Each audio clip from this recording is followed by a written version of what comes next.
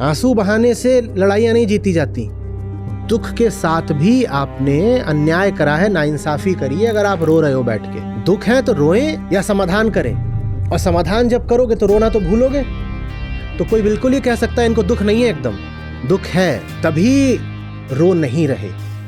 दुख कम होता है तो आदमी रोने बैठ जाता है। दुख जब तीव्र होता है तो आदमी कहता है रोना भी द्रोह हो गया।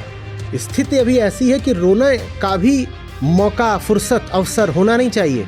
हालत खराब है, कोई बैठा आंसू बहा रहा है, मैं पूछूंगा तुम्हें टाइम कहाँ से मिला, तुझे रोने का वक्त कैसे मिला? काल धर्म कह रहा है कि बन जा अर्जुन और अपनी ओर से जो कर सकता है कर। अब उसमें जिएगा कि मरेगा, हारेगा, जो भी होगा देखा जाएगा। अर्जुन क्या कर रहा है? वो बैठ के रो रहा है, हाय हाय। तो ऐसे अर्जुन को शाबाशी दे। मैं कविताएं लिखा करता था, खूब लिखता था 21 की उम्र तक। 21 के बाद मेरा कविता लिखना छूट गया। फिर मैं 4 साल में, 5 साल में एक लिखता था। मैंने कहा ये बात कहने की है नहीं, करके दिखाने की है। कब तक मैं अपना क्षोभ ही व्यक्त करता रहूं? अगर वो सब कुछ जिसके प्रति क्षोभ है वो इंसान से आ रहा है तो इसको इंसान के भीतर समाप्त करना पड़ेगा ना। तो युद्धस्व हो।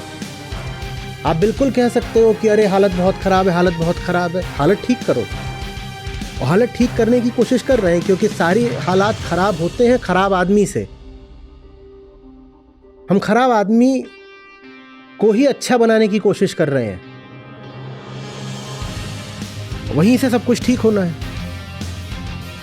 या तो कविता कहते रहो या अपनी कविता बन जाओ, जीवन को काव्य बना लो। ये कविता से कोई समस्या नहीं है। ना करना कि कविता लिखना छोड़ दिया, अच्छी बात है, लिखो और लिखो। पर बता रहा हूँ कि कविता के आगे भी कुछ होता है। जितना अपने बूते में है उससे 10% ज़्यादा इंसान और क्या करे, वो कर रहे हैं, सब कुछ कर रहे हैं। और जितना करते जाओ उससे करने की सामर्थ्य और बढ़ती है। कर करके ही बूता बढ़ेगा। Action is the antidote to despair.